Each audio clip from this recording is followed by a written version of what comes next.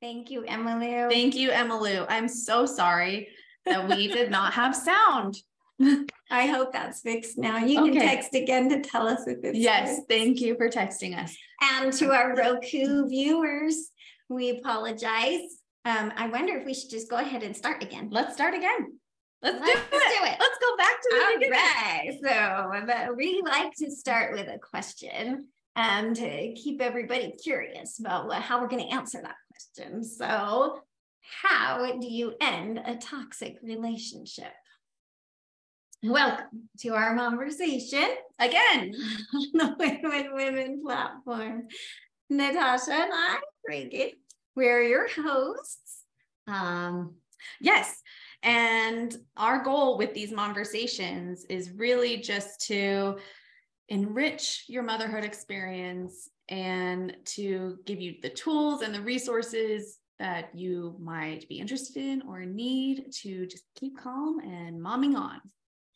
The topic of today's conversation is recognizing relationships that might be not so good for us in whatever way, physically, mentally, emotionally, being able to identify that and then deal with it, manage it, exit it if necessary. Yes.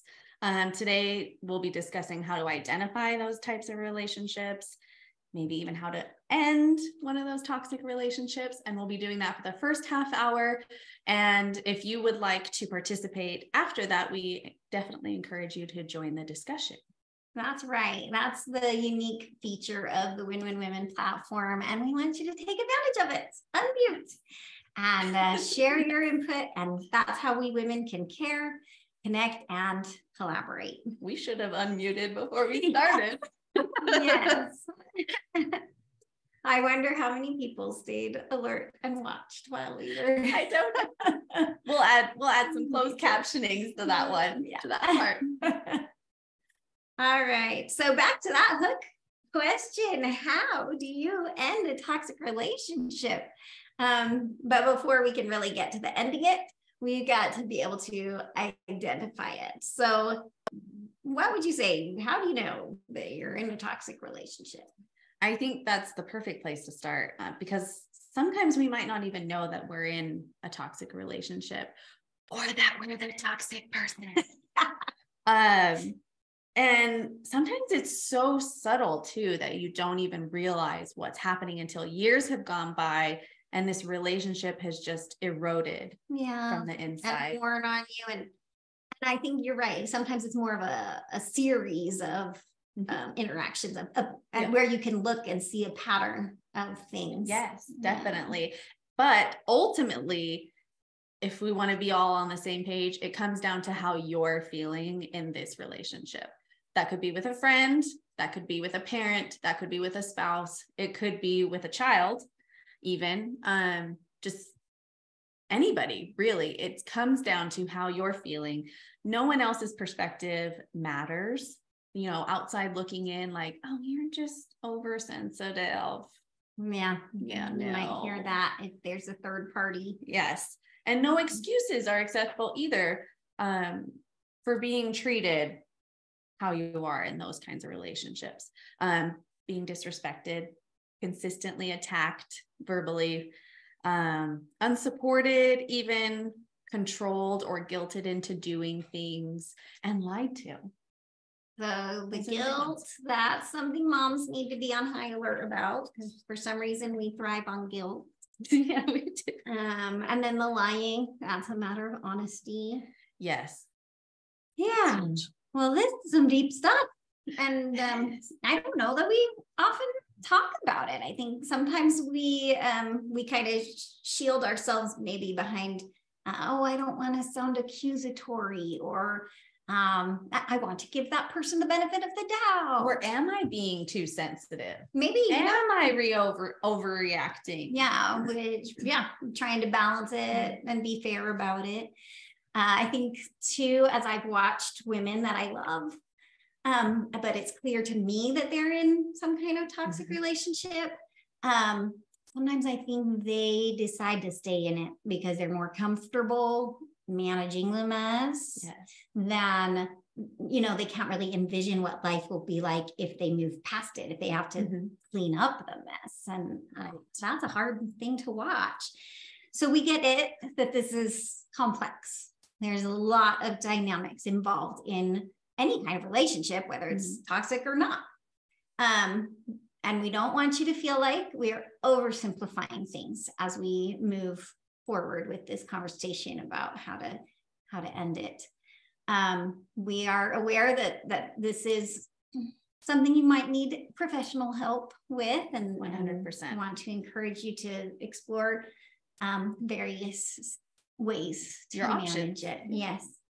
But let's go ahead and face it with hope. How can we go about dealing with a toxic relationship? Well, it definitely takes a lot of self-awareness and just personal boundary setting. So ultimately, you have to decide how to respect yourself and how you want others to treat you. So we did talk a lot about setting those boundaries with ourselves in last week's episode. If you want to go back and watch that one, there's a lot of good resources in there and a lot of great tips. But it's going to start with verbal boundaries, I feel like, is the most logical first step. It may have to move into physical distance and physical boundaries if those verbal ones aren't going to be respected. And then ultimately ending the relationship if that's what you feel needs to happen to protect your welfare and your family's welfare. Just because you're in it and just because you can take it doesn't mean that you have to. Like, suffering is not a superpower. I agree. And it will ultimately wear you down. I think too, you have to realize the example that it's setting for your children. So they are watching. They might even be part of that.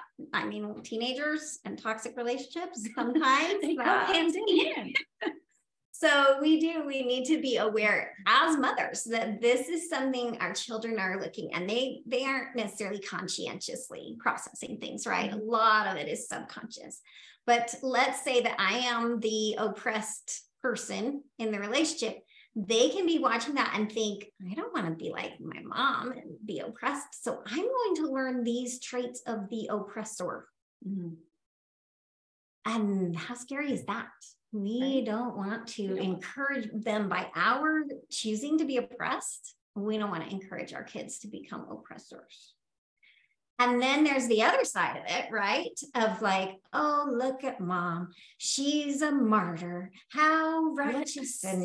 Yes, exactly. She took the suffering of all. And then they choose to become a sufferer themselves and might attract the kind of people who oppress and feed on that kind of thing. And we don't want that for our children either. So just being aware of how all of these dynamics are coming into play, and then being conscientious with that.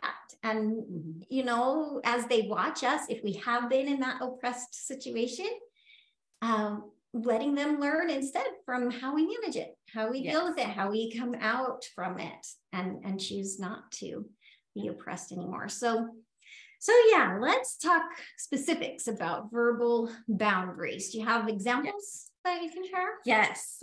Sometimes I feel like we all have a problem with confrontation. And of course, it's not comfortable. And I definitely recognize that it takes a lot of courage, but sometimes it can just even be simplified down to a text message like, hey, we had this conversation the other day. I didn't appreciate that you said this.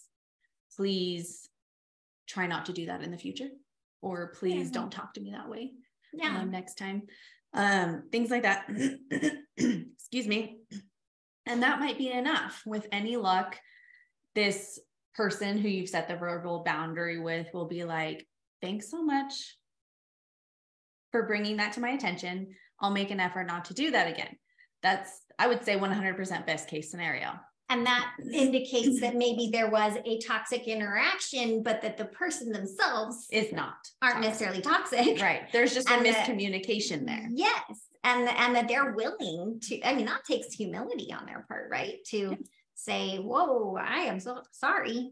I didn't realize. And now that I do realize, thank you for pointing it out. Then I can change my behavior. Right. And I hope that's enough. I honestly hope that's enough for you. For a long time, I was put into a role between my parents as mediator, and I was asked to do things and to be a mediator as a teenager, and then as a newlywed, and then as a new mom. I was still feeling responsible for how my parents' relationship went. Interesting. So, like, just specifically, there was one time my mom had said, your dad just ran out of the house and he slammed the door. He won't answer my calls. You need to contact him and see what's going on. Oh my goodness. I think that was the message that it just inspired me, or maybe it just kind of tipped you over. It tipped me over the edge. Yeah. It's that message that you have so much dread in the pit of your stomach that you feel like you're going to throw up, and you're like, what have I done? Right. What have I allowed to continue to happen in my life to get to this point? And so I sent a text message back to my mother, excuse me. And I just said, it's not my responsibility to try to make your marriage work. That's your job. I will not be participating in this ever again. And that specific request of me and that specific portion of our relationship ended right there. It never happened again. That was great. Other examples might be like, I need time to collect my thoughts so I can get back to you when I'm not feeling so like disconcerted or anxious. I like that, giving yourself some time. But conscientiously with them saying, give me time, you know? Yes. That's setting great. that boundary. Like, I need this time. Please respect it. And then I will get back to you. Other things might include like, it's okay that you don't understand my choice. The end. Even I'm not interested in continuing this conversation with you. Things like that. I have done that with my teenagers sometimes. I'm not interested in continuing this conversation with you, son. I think these are great examples, very empowering. So, you know, I just explained to one of my kids about tennis, and when we talk about the ball is in your court or not, you know? Right. So I think that's a great way to make sure the ball is in my court. And I have said, this is nice. The end of that conversation. So let's make sure we include those on the website, like of course, as we go back into the mode of uploading our recordings. And then we can have show notes there too. So yes. I'm going to share about my son. Actually, I have 3 sons, and I have stories about 2 of them. One of them puts me as the person who was being toxic and not even realizing it.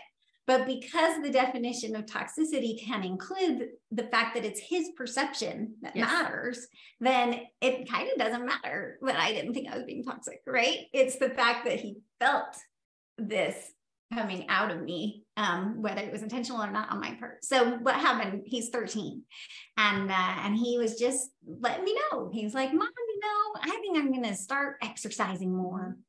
And it was my intention to like encourage, but apparently it came across wrong as I like started spieling, and I was like, oh, well, this is what I think about exercise, and here's some ideas about exercise, and this is how I feel when I exercise, you know, like. And he just looked at me and, Mom, I didn't ask for your advice. I don't want you to give me advice. I just want you to listen to me.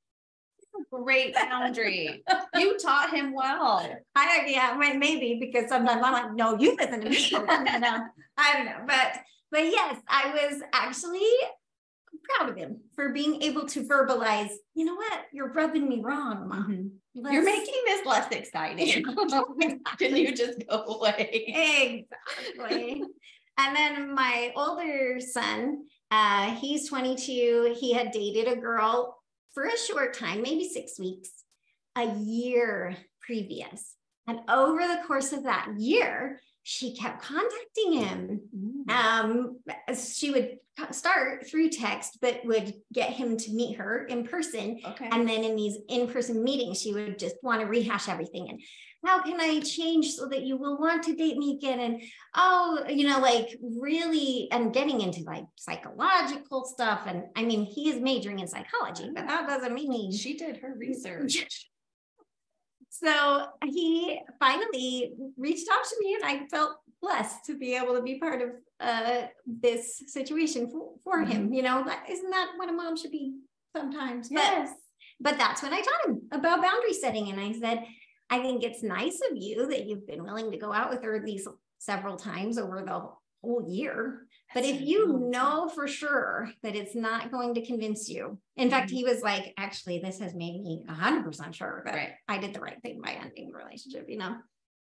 And I was like, then you do need to set that boundary. And it was we had a great conversation about what he might say that's still kind, but does, again, keep that ball in his court as far as that tennis thing goes. So, all right. So what if we've given the verbal boundary, but it's being ignored? What's next? I mean, it's up to you how many times you want to choose to give that boundary. Again, it's based off of the situation. It's based off of the person. It's based off of the relationship with them. But if those verbal boundaries are still not being taken seriously and they're not being respected, and you're still feeling like garbage keeping in contact with this person, like your son with his ex. Yes. I mean, that was so nice of him, but also, it was wearing him down. It's wearing you down, right? And you're not being respected. She's not accepting his answer. Things like that. Then it's time to instill some physical distance. And sometimes that means that you don't respond to text messages. You don't go to the family reunion because that person will be there. You skip out on the play that you had bought tickets for 6 months ago, you know, things like that.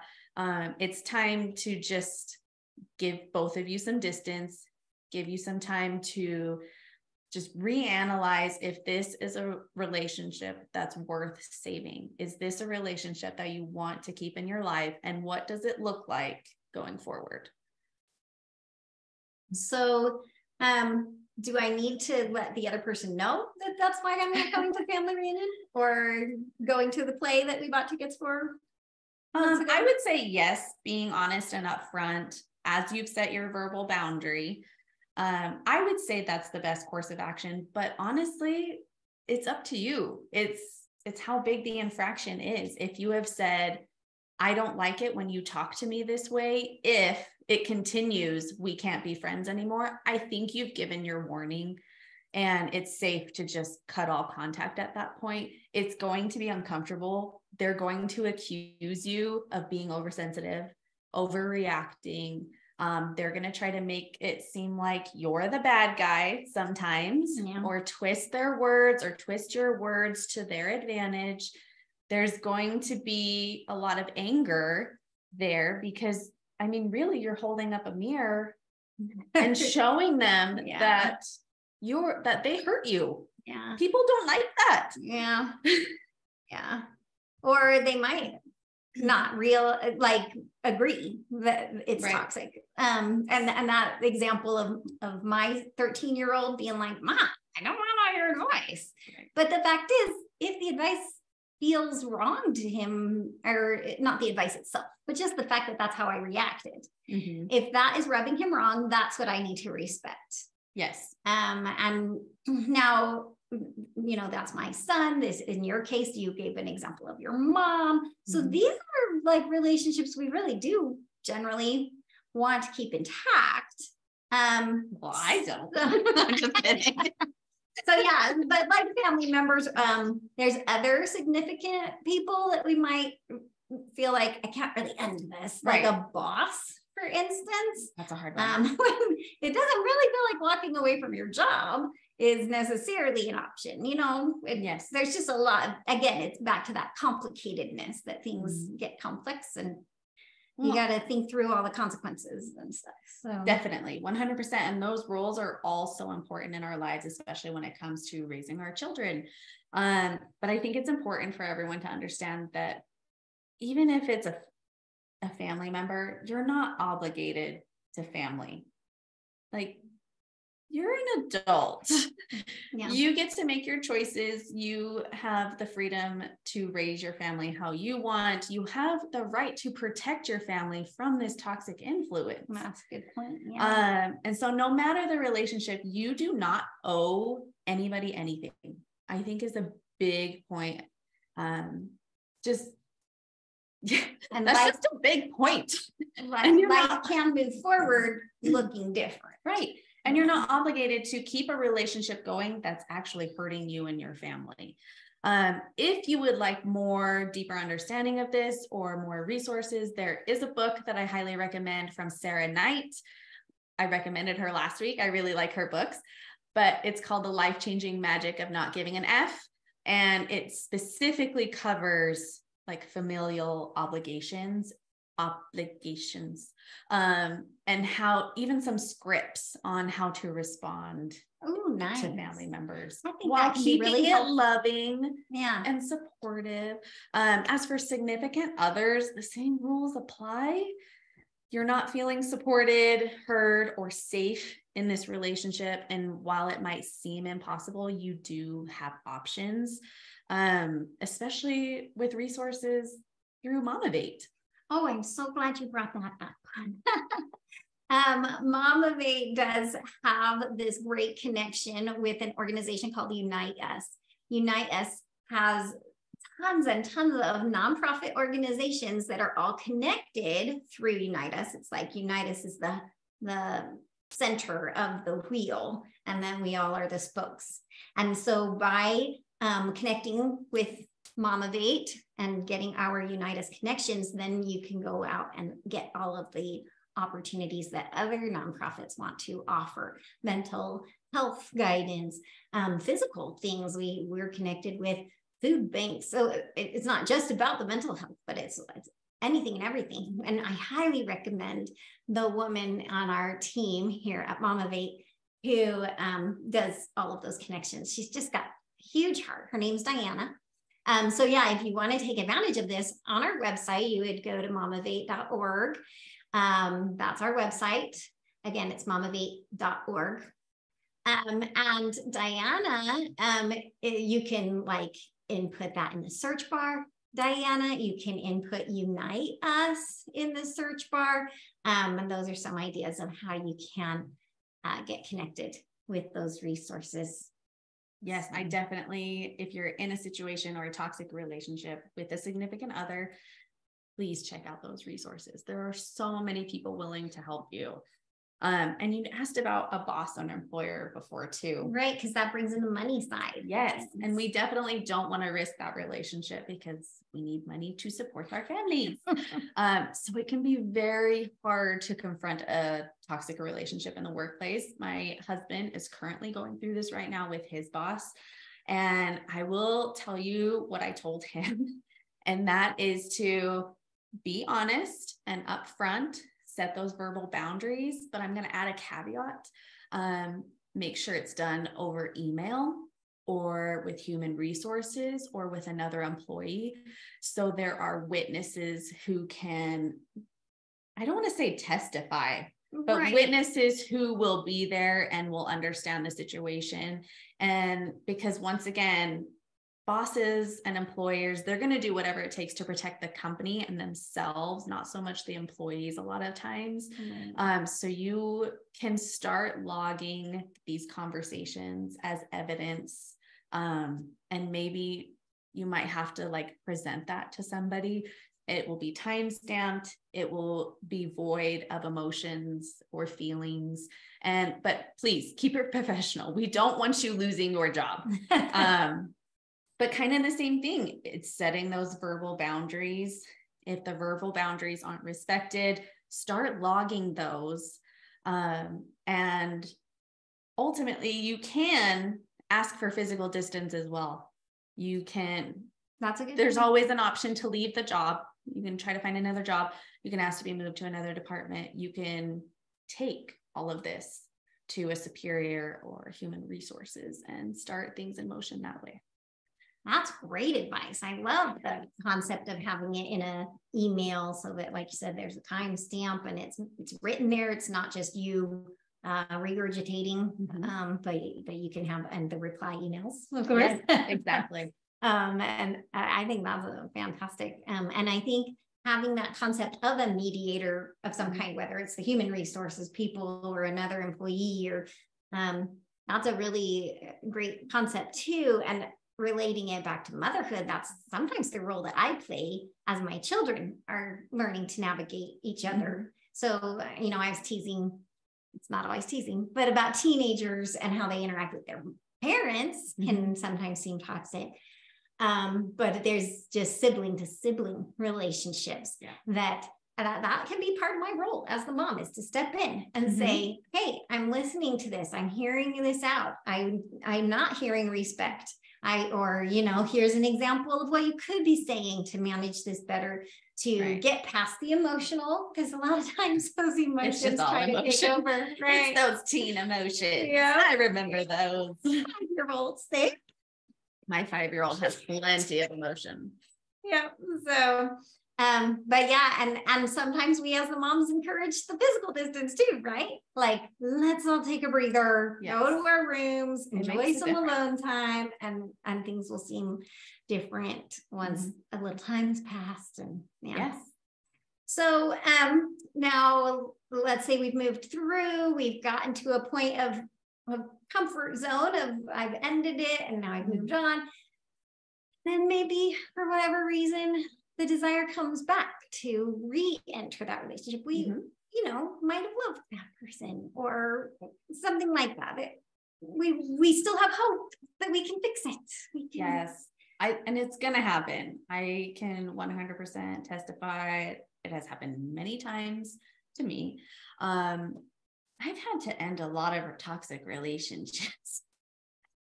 A pro, but I still do feel the need to reconnect, and eventually I might not miss that person specifically. For example, my mom, I don't miss her as a person, but I miss having a mom. Yeah. You know, I miss having someone. Quite hard.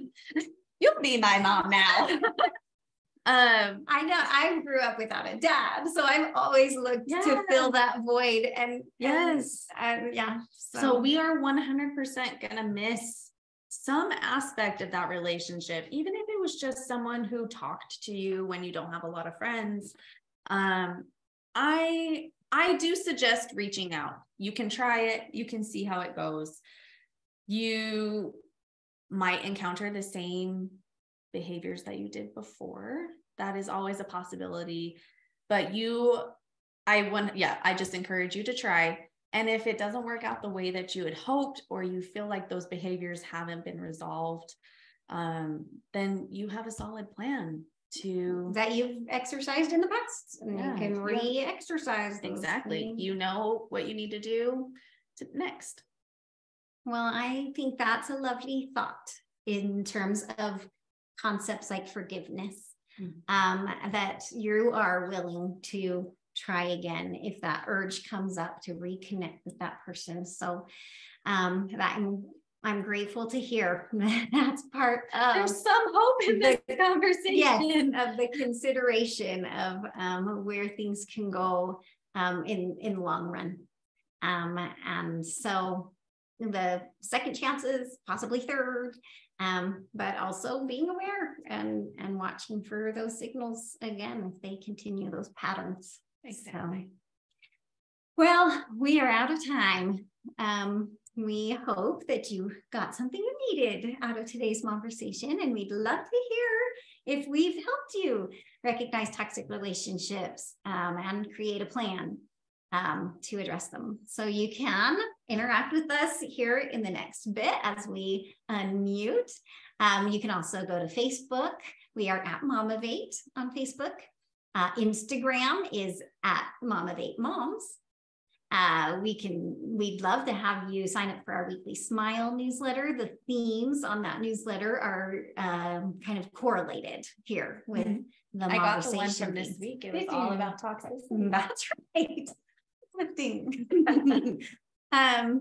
it really was. Yeah, it had that TED Talk on there. Yeah. I knew I had recognized that's it. Right. So, all right. So, thank you.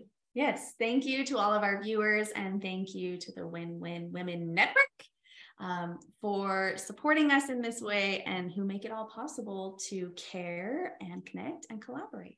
So we're going to stop the recording and start our live interaction with our viewers. If you've watched this on Roku or as a recording, be sure to catch our live show every Saturday at 3 p.m. Pacific time through winwinwomen.tv. That's their website. So that way you can also participate in this second half hour where we continue the conversation directly with you. So if you'd like a text reminder to join the show live, text at Mom of 8 to 81010. And I'll just repeat that real quick. Text at Mom of 8 to 81010. And we want to include you in the Mom of 8 community. Please stick around to join us for the Momversation.